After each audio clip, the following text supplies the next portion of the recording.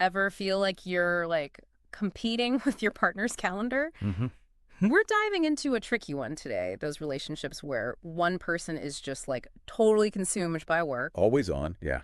And we've got some tips from, this article about making that kind of situation, actually work. Right, because it's such a common thing these days, right? Like everyone's trying to hustle, Yeah. build a career, but then how do you balance that with meaningful relationships? Exactly. And the first tip really resonated with me.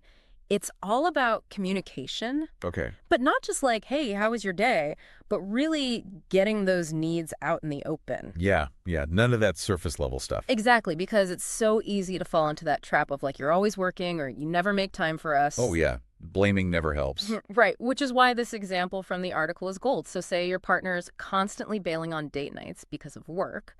Instead of, launching into a whole you always speech, try something like, hey, it makes me feel kind of unimportant when our plans keep changing because it feels like our time together isn't a priority. Oh, that's good. You're not attacking them, but you're still getting your point across. Yes, you're not just complaining, you're explaining the impact it has on you. And I think that's so important because feeling unheard, even if it's totally unintentional on the other person's part, it can really start to erode the foundation of a relationship. Oh, absolutely. You let those little resentments build up and Exactly.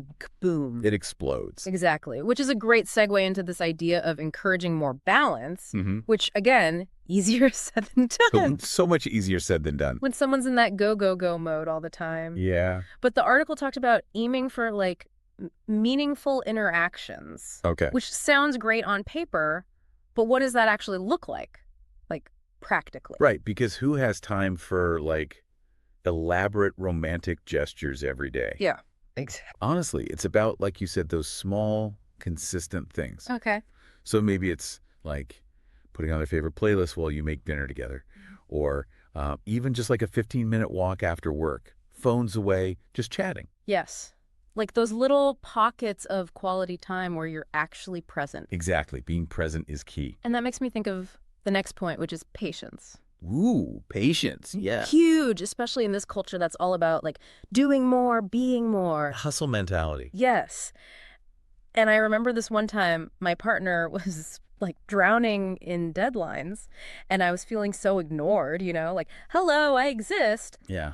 But then it hit me like I was acting like my needs were just this burden, this inconvenience, total light bulb moment. I needed to be more understanding for sure. Yeah. But also, I realized I hadn't actually communicated my needs very clearly. Oh, that's huge. And, it's not just about being patient with them. It's about them being patient with your needs, too. Oh, sure. Right. And that's where boundaries come in.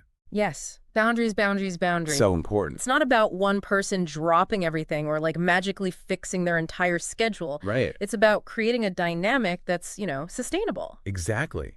So maybe that looks like agreeing on specific work-free hours, like after 7 p.m. we're done with work. Yes. Or designating one night a week that's just for the two of you no matter what. The key is finding what works for both people and, most importantly, actually sticking to it. It's about respect, right? Like respecting your partner's time, respecting your own needs. Absolutely. So to wrap things up, it seems like open, honest communication is like non-negotiable, Totally. but also finding those small but significant ways to connect, Yes. even when life is crazy. And setting those boundaries. Yes, boundaries. So important. And you know what's cool about these tips? What's that? They don't just apply to romantic relationships. Yeah. Right? Like think about your friendships, your family, even your relationship with work itself. Oh, that's such a good point. Where else could you benefit from a little more balance, a little more open communication, and maybe some healthy boundaries? Something to think about. That's some homework for everyone listening. There you go. All right, until next time.